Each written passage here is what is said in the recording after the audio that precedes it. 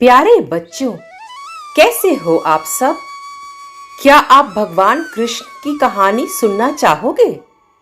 आज मैं आपको बताने वाली हूँ कि कैसे भगवान कृष्ण का जन्म हुआ। तो चलो कहानी शुरू करते हैं। बहुत समय पहले मथुरा नाम का एक सुंदर शहर था। वहां के राजा का नाम था कंस।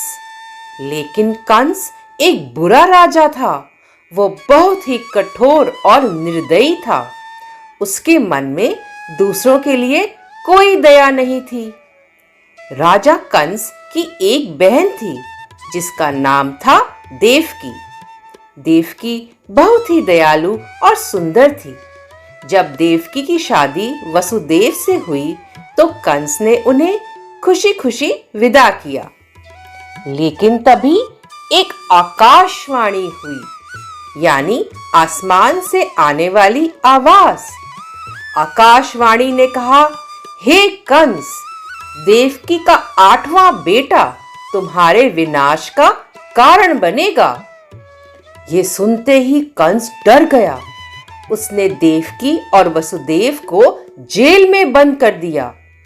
कंस ने ठान लिया कि वो देवकी के सभी बच्चों को मार डालेगा ताकि कोई भी उसे नुकसान ना पहुंचा सके।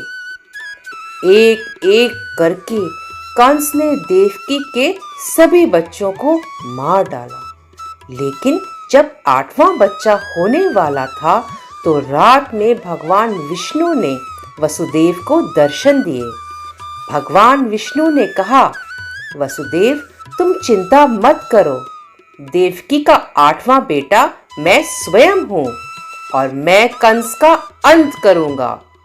तुम इस बच्चे को गोकुल में यशोदा और नंद बाबा के पास पहुंचा देना। रात के समय जब सब सो रहे थे, देवकी ने एक सुंदर बच्चे को जन्म दिया। वो बच्चा और कोई नहीं बल्कि भगवान कृष्ण थे। जेल के सभी दरवाजे अपने आप खुल गए और वसुदेव ने भगवान कृष्ण को एक टोकरी में रखा और चुपके से जेल से बाहर निकल आए। बाहर तेज बारिश हो रही थी, लेकिन वसुदेव निडर होकर नदी पार करने लगे। जैसे ही वसुदेव यमुना नदी के पास पहुंचे, नदी का पानी अपने आप कम हो गया और एक बड़ा सांप शेषनाग ने आकर वसुदेव और बच्चे को अपने फन से ढक लिया ताकि बारिश से उन्हें कोई नुकसान ना हो।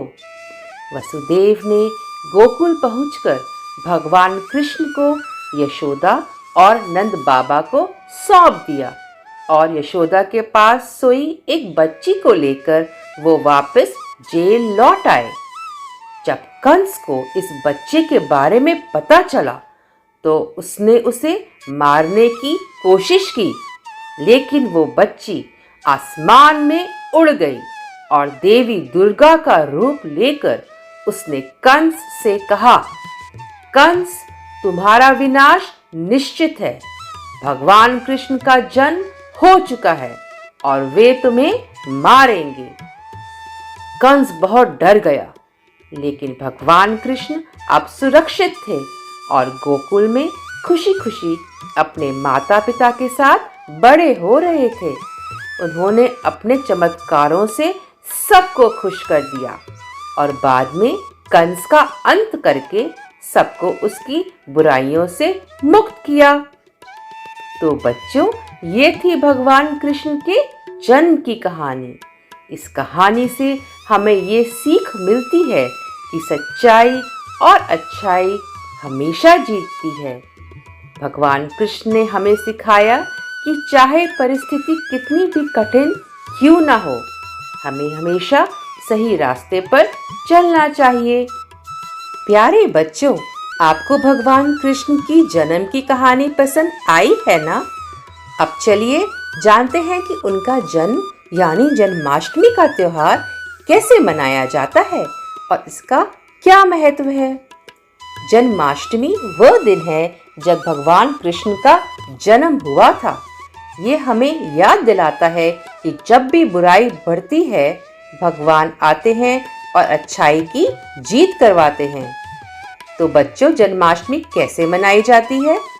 इस दिन हम अपने घरों और मंदिरों को फूलों और लाइट से सजाते हैं।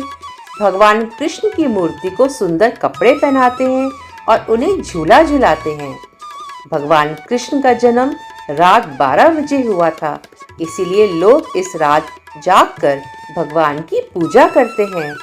हम सब मिलकर कृष्ण जी के भजन गाते हैं और उनकी लीलाओं को याद करते हैं।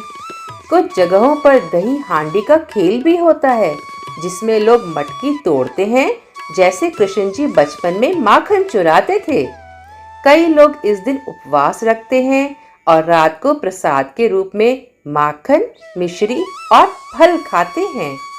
तो बच्चों, इस जन्माष्टमी आप भी अपने घर में भगवान कृष्ण का जन्मदिन मनाएं और ढेर सारा आनंद लें। अच्छा बच्चों, अब हम चलते हैं। आपको ये कहानी कैसी लगी? फिर मिलेंगे एक और नई कहानी के साथ।